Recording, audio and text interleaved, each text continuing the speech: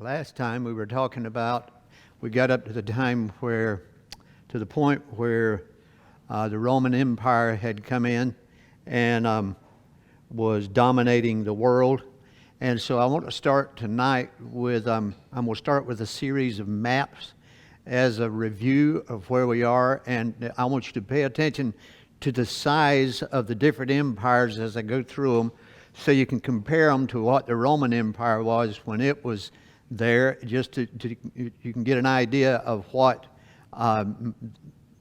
they accomplished in the world, the territories that they conquered and so on, in comparison to everything that had been before them. And with that said, first one is Abraham. This is Abraham's journey from Ur of the Chaldees to Haran, where his father Terah died, and then he came down, God sent him down to Canaan. And this area, this little area here, is where the promised land was, and that's the land that was promised to him. So you can see it's not a very big area in comparison to everything else. So that was the area when Abraham was given the promise in the land of Canaan, and that's what it was called. Who was living in the land at that time? There was a mixture of different peoples, of the Canaanite peoples, and they were just referred to as Canaanites. But they were different groups, worshiped different gods. They were just, it was not a homogeneous group. Then we go down to where because Abraham, naturally, Abraham, Isaac, then Jacob and his 12 sons, and they wound up going to Egypt because Joseph was there and because of the famine, and they were there for over 400 years, and they came back, and when they came back, the small area that I just pointed out in here, this small area here is where we're talking about. This is the 12 tribes that came back into Israel. It wasn't really called Israel at that time. Each one of them were called, they were the children of Israel, the sons of Israel, the descendants of Israel, who was Jacob. Jacob and Israel, the same person. But this shows where they settled when they came here. And all this area was settled, and they conquered every other people group that was there. And that's where they settled there. So it was all the children of Israel. So it was all descendants. The biggest portion of the population there, so far as anybody can tell, was the descendants of Abraham. Oh, and here, we'll move over to this one. This is how it had expanded from down here, the brook of Jordan, up to the Tigris, Euphrates River, up here, and all this area under King David and King Solomon. And so you see, it's still, so this area even passed into here, where you see the Dead Sea and the Sea of Galilee and the Jordan River. That's what's here, this area here. And that's where they had conquered at the end of Solomon's reign as king. And we know after he died that his son Rehoboam took the throne, and he didn't take the advice of the older, wiser people. And because of that, Jeroboam led rebellion, if you will, and they separated. So we had Judah and Israel. The 10 tribes in the north were Israel, and the 2 tribes in the south, Judah and Benjamin, were what was left here for Rehoboam, and that went on for many years, back and forth. And these areas would grow and shrink depending on what king was in power and who conquered who. It was we think it's volatile today. When we read the scripture, it says, there shall be wars and rumors of wars, and people say, well, that means there'll be more wars and more rumors of wars towards the end time. I'm going to tell you, there was wars and rumors of wars back then, and people would take over an area, and then somebody else would take over, and so on. And you can see this as we're following through this particular land. So this area was still the descendants of Abraham, is who the main population was. Then the Assyrians came in, and they conquered, all of this was the Assyrian Empire, down into Egypt, and you see they covered a pretty good sized area. And they conquered the northern tribes and took them captive, and that's when they started bringing in other people from other areas to mix in with them, to dilute the bloodline, if you will, to make it where they were easier to take care of and easier to handle. That was the Assyrian Empire. Then the Babylonian Empire, you can see it's grown a little bit, and a little bit different dimensions than what you have with the Assyrian Empire. They conquered the Assyrian Empire, and they took over this area. So still in this area, the residents of this area were mixed. They were the Jews as well as other people, but still this area here was referred to as Judea or Judah, if you will, at this particular time, and that's the people that inhabited this. But it's no longer referred to so much when you're looking through history as the land of Canaan. Then the Medo-Persian Empire came in, and you can see they expanded further north up to Caspian Sea, the Black Sea, all of these areas, past the Tigris and Euphrates River. All of this, the Persian Empire, went all the way past Egypt, covered a pretty good area, but still, at this particular time, Israel did not have their independence by any stretch of the imagination, but they still inhabited this land. They were the people there along with some other peoples, but still the Jewish people were there. Then Alexander the Great came in, and he conquered more area, and you can see he came all the way down to India and all the way up into the areas that you saw with the Medo-Persian Empire, except expanded over further into what today is Greece. And you see Macedonia and Thrace and so on. That's where Greece is today. This is where Turkey is today, to give you an idea of what the area looks like now in comparison to what it was then. But all this area he conquered. Then remember, we followed through. He died, a young man. They say 33 years old. I don't know for sure, but they compare his age to what Jesus was 33 years old, they say, when he was crucified. And they say that Alexander the Great, they make comparisons between the two of them so far as the age goes. We don't know for sure, but he was a young man. And when he died, mainly four of his generals, which was Seleucus, Ptolemy, Cassander, and Lysimachus, were the four major ones. And you can see the Seleucid kingdom was all of this. And on this particular map, you can see that around where Israel is, where Judea is, Jerusalem was controlled by the Ptolemies. Well, that went back and forth. The Seleucids would conquer it, then the Ptolemies would conquer them, and it go back and forth. But still, the inhabitants of the land stayed pretty much the same. Still, the Jewish people were the main inhabitants of this particular area, along with others that had come in as well.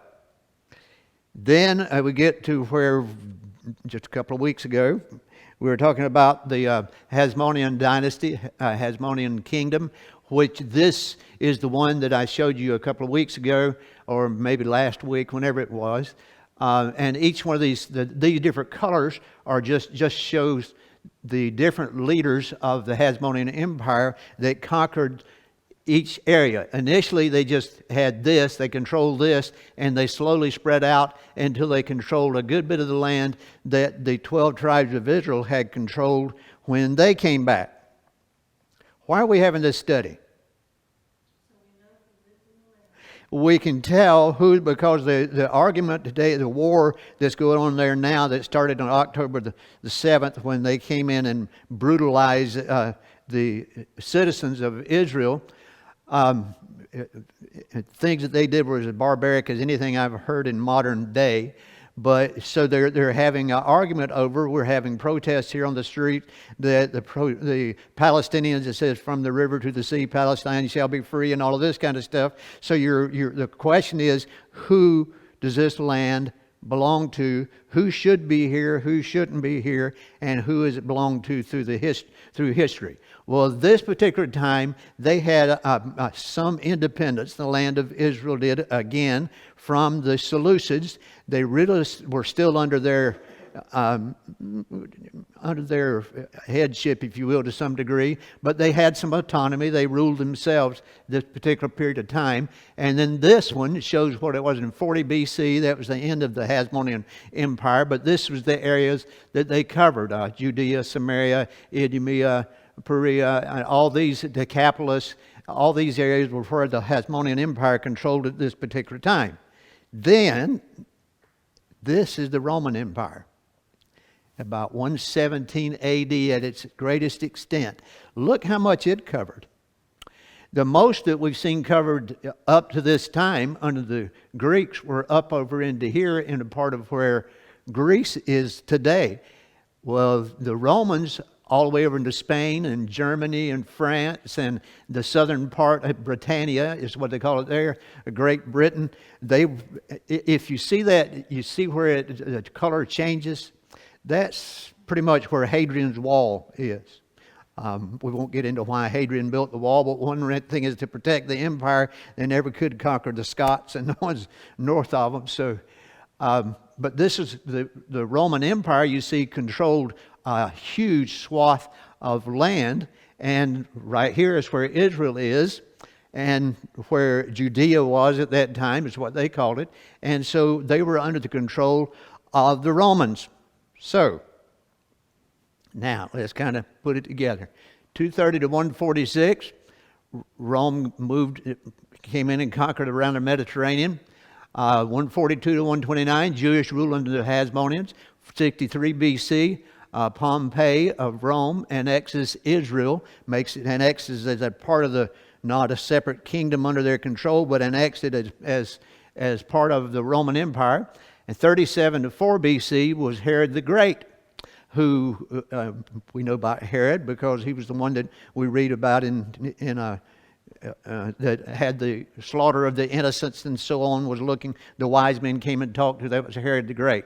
37 BC, Herod marries Mariamne I, and 20 BC, Herod begins to rebuild the temple. And that gets us to Luke. One way that we can tell if you want an apologetic for the Bible's, the validity and the truth of the Bible compared to other religious literature is there's things in the Bible, in the Old Testament and the New Testament that date it, that historians agree with. And you notice the way Luke started out with this, and I think the reason he did is because Luke was more of a historian, and so he did the book of Luke like you would if you were telling the history of what happened in the day and of Jesus, him being born and so on. And it says, and in those days, a decree went out from Caesar Augustus, that the whole empire should be registered. The first registration took place while Quirinius was governing Syria. So everyone went to be registered, each to his own town. So he mentions two different people. Quirinius was there, and he ruled there until 12 AD in Syria. And Caesar Augustus, born Gaius Octavius, 23rd of September 863 BC to 19 August AD, 19th of August in the year 19 AD, in August of that year. So we know from a historical standpoint that it's pretty confident we can trust what the Bible says here and what the history says from the Bible, because it gives us markers that all historians agree on anyway. With that said, I asked last week about how many Herods there were, and there's a bunch of Herods, and there's more than I've got listed here. Was that a title or a name? Yes.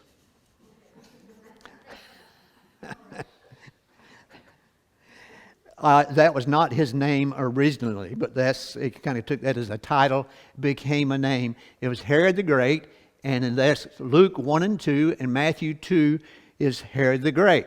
Then you have Aristobulus, and Archelaus here was the one in Matthew, the 2nd chapter, when it said, you remember it says they went to Egypt, and escaping Herod the Great's edict that all the babies had to be killed, and they were coming back, and then they were headed back towards Bethlehem, and they decided, we're not going there because Herod's son is ruling. This is who it's talking about. So this is Herod's son, and he's referred to in some writings as Herod. So in Matthew 2:22, that's who they're talking about. Then you have Herod Antipas. He was a tetrarch. Now we'll talk about what a tetrarch is in just a minute. but it says every gospel reference except for Luke 1 through 2 and Matthew 2, if it says Herod, it's talking about Herod Antipas. Then you have Philip, and he's mentioned in Luke 3:1 and Matthew 14:3. Then you have Herod Agrippa the first, every reference in Acts except for 4:27 and 13:1 refer to Antipas when it's, or Agrippa, when it's talking about Herod. If it says Herod, if you're reading something that says Herod, and it's that particular time during that particular period, then it was Agrippa the first that they're talking about. Then you have Herodias. This was Philip's wife, who wound up getting, John the Baptist lost his head over this particular arrangement because Antipas married Philip's wife, and John the Baptist said that wasn't the right thing to do. So, and technically the Herods were supposed to be Jews. They were supposed to be following Jewish law. Then you have Herod Agrippa II. Every Acts reference to Agrippa in chapters 25 through 27. You have Bernice, the wife of Agrippa II, and Drusilla, the wife of the governor Felix, in Acts 24:24. If you remember reading about that, we won't get into all of that, but this, so that gives you some markers in history and time when we're talking about the Herods. So the Herods ruled for a long time in Israel, but they were ruling under the Roman Empire. So they still had to answer to the Roman Empire. This gives you kind of an idea. It changed periodically, but when King Herod died, they did not allow any one of his sons to be king of Judea anymore. Herod had the title of king. None of his sons ever did. And each one of them had, so you can see that each one of these areas, these different colors, are different ones of his sons that it was divided up among. And still, who was living in this area? It was the Jewish people. It was still the Jewish people that were living in this area. And even the Herods, like I said, they were, if you remember the last time we were talking about how they were Jewish, they were proselytes, they were mixed race, but also Herod the Great married Mariamne, who was Hyrcanus II's daughter, who was a Jew at that particular time. I think I've got that in here somewhere, we'll see. So, 63 AD, Pompey conquered the Hasmoneans. Hyrcanus II was given limited authority under the Roman governor. So he was allowed to rule to some degree underneath the Roman governor. The Jews instigated several insurrections. Can you believe that? They didn't like being under the rule of the Romans or anybody else, so they rebelled several times, and it cost them. A last attempt was made by Mattathias Antigonus, whose defeat and death brought the Hasmonean rule to an end in 40 BC. And the land became a province of Rome. So the land that we're talking about, the land that they're fighting over today, became a province of Rome. And we know under whose leadership it was, because we go to 37 BC is when Herod, a son-in-law of Hyrcanus II, was appointed king of Judea. So that's when he became king, but he was king under the headship of the Romans. So still it was the Jewish people. Herod had the title of king, but under Roman authority. This is what I have here. Then, I want to talk about, for just a minute, to kind of this helps me put things in perspective. Herod the Great was known for all of his building projects. I mean, he was, a lot of the stuff you see over in the Promised Land today, over in the Middle East, a lot of it he had built. And so he had Herod's palace in Jerusalem, the Temple Mount in Jerusalem, Herod's temple, Antonia fortress, the theater, amphitheater, hippodrome, all of that he built in Caesarea Maritima. He renovated the Pool of Siloam, Jerusalem Water Channel, Jerusalem Pilgrim Road, the Royal Complex at Herodium, the Palace Fortress, the Lower Herodium Complex, Herod's Tomb, the Palace Fortress at Masada, Machaerus, Hasmonean fortress rebuilt by Herod the Great in 30 BC. Antipatris, named by Herod in memory of his father, who was Antipas or Antipater. Cyprus Palace, which was named after his mother, whose name was Cyprus.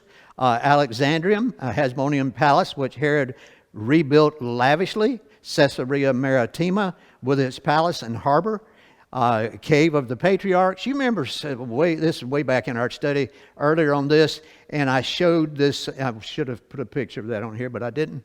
Of this stone work that's there, where the patriarchs Abraham and Isaac and their wives are all buried there. He built that at that particular time. Sebaste, now Sebastia of Nablus, he restored and expanded, and 3 winter palaces, and that's not all. So, to put it, I like pictures. Do you all like pictures?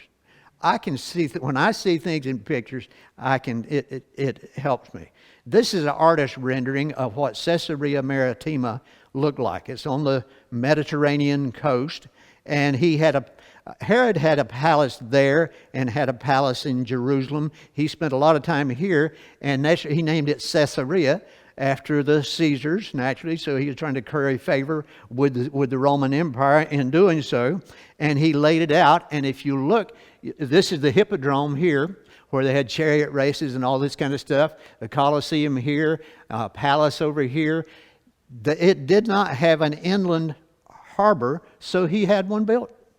He built all this around here and left an opening where ships could come in, and that way when the storms and things were blowing up, they could come in there and come into port, and they were protected from the storms. So he didn't have an enclosed bay or harbor there, so he built one. And then Herod's temple, you've probably seen, this is a model of what Herod's temple looked like at that particular time. He remodeled and rebuilt and added to the structure there of the temple that Zerubbabel had started back when Ezra, Nehemiah's day, and so on. He came in and he rebuilt it much more finery than what it was before, all the outward courts and everything. And he built the Temple Mount. All of this area, this is the Fortress Antonia that I've mentioned, where the palace guard the temple guard was here. Also, some of the Roman troops were garrisoned there, supplies and so on, a pretty hefty fort. And all of this area is what you see today if you're looking at a picture of Jerusalem today, where the temple is where the Dome of the Rock is. And the Al-Aqsa Mosque are both on the Temple Mount here. No Jews can worship on it. You can go on the Temple Mount, but you can't pray there. If you want to go to Temple Mount and pray, you can't do it. If you want to visit it at times, they'll let you visit it, but you can't. The Muslims still control the Temple Mount. Well, I won't get into that right now. But this is what the Temple Mount is, and this was destroyed. But he built this. And this is a picture of today of the mountain fortress of Masada. What do you remember about Masada? The last fighters from the Roman Revolution, when they destroyed Jerusalem, the last went up into that mountain fortress. And because they were being surrounded and they couldn't possibly win, they committed suicide. Right. That's what the story is. Some people say it's myth, some people say it's true. I don't know. The temple was destroyed, and the rest of Jerusalem was conquered in 70 A.D., and this was 73 A.D. is when this was conquered, and they held out as long as they can. And according to what the Romans were building siege ramps up to there and were about to breach the walls when they all committed suicide. According to the fact they had anybody of you ever see the movie made about that? That was probably back in the 60s. I remember seeing it. It was pretty good representation. But according to the story, the way it was presented and been presented for years, is they went in and killed their own children and their wives, and then they killed each one until they got down to where just a few, and then they committed suicide. So rather than be conquered, because they knew what would happen if they were conquered by the Romans after them holding out all this time. This is a representation of Herod's palace in Caesarea. Pretty nice little house that he had there. Now, all those, that helps me get an image of what the area was like at this particular time, who was there, who was in control, who inhabited this area. And so you can see through all this time into the Roman Empire, the Jewish people, the children of Israel, still inhabited this land. Some of them had escaped to different places. Some of them gone to Egypt. They had run to different places. But there was still a population of the Jewish people in this area. And Herod himself was technically a Jew. And so, and his wife was the Mariamne. This is interesting. Mariamne was his favorite wife. She was his third wife. He finally executed her.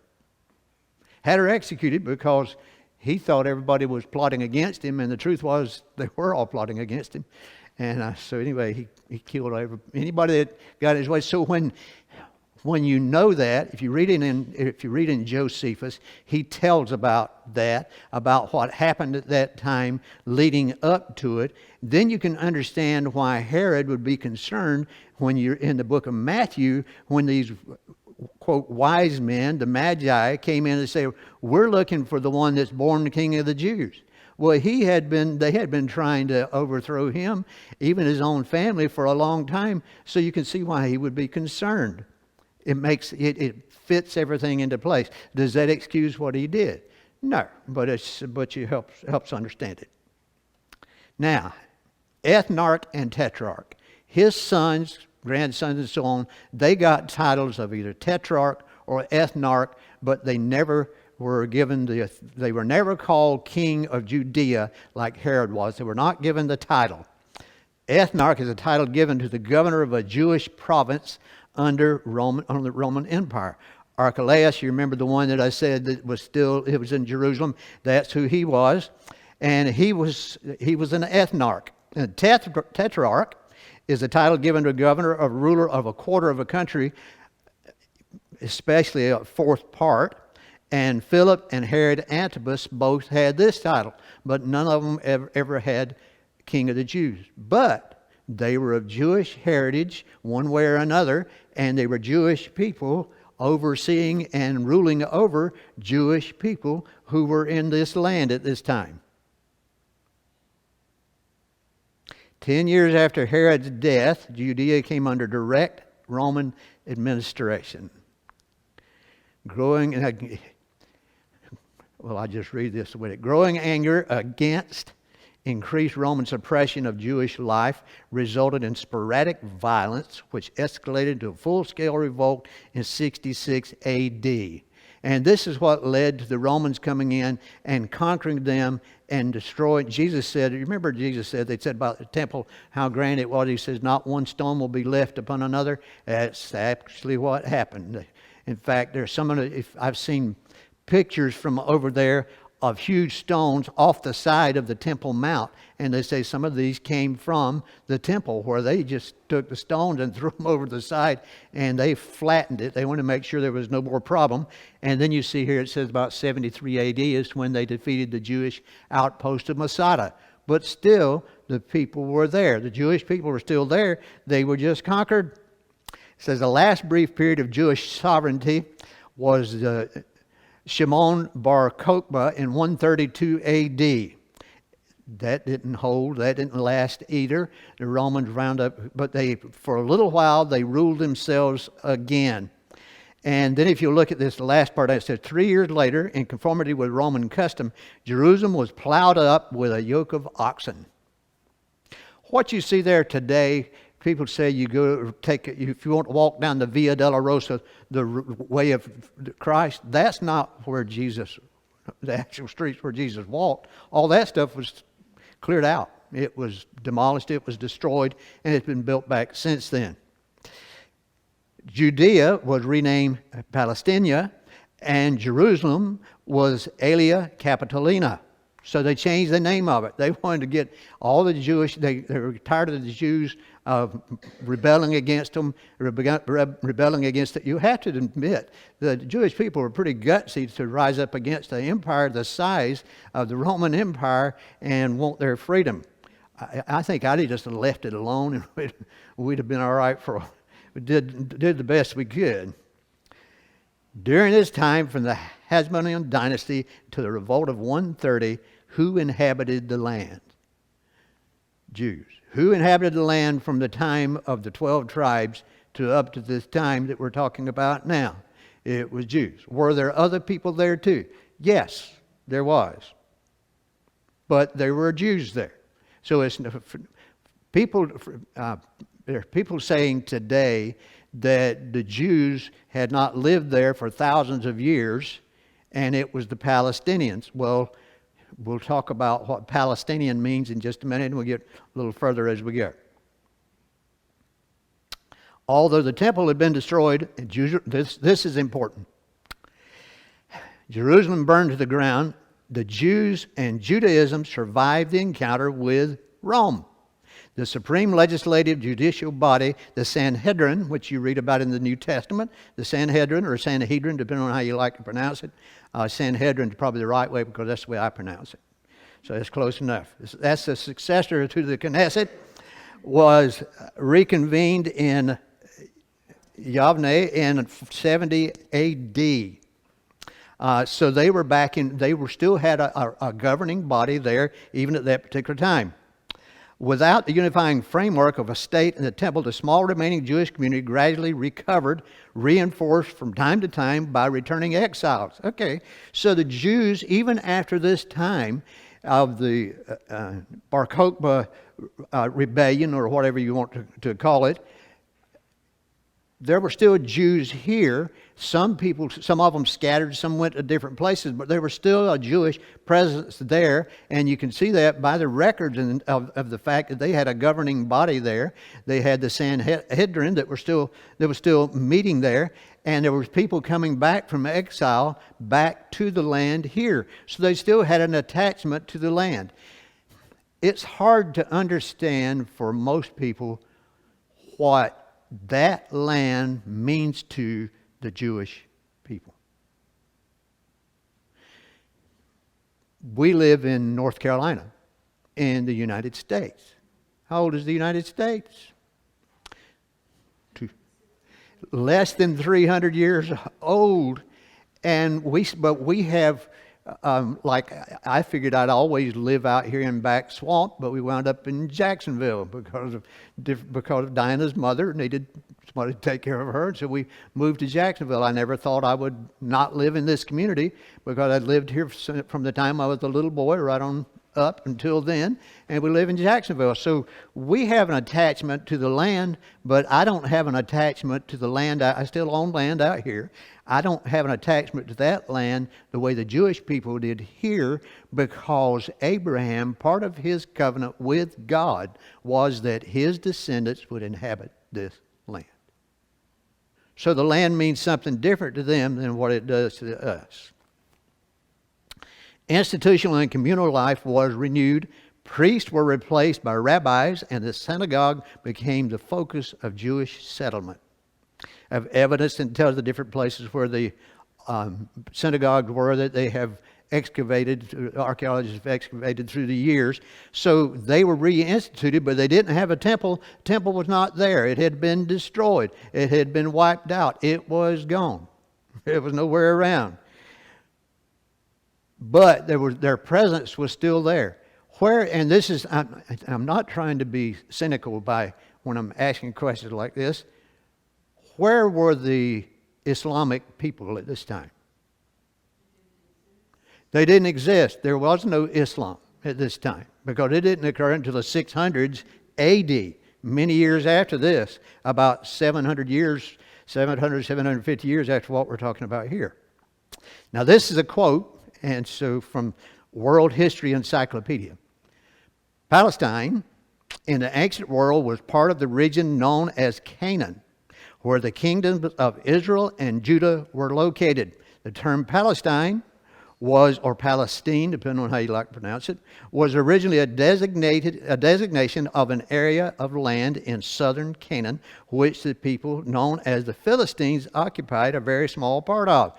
This is the World History Encyclopedia. This is not some Christian propaganda or Jewish propaganda. This is this is an encyclopedia. Here's more.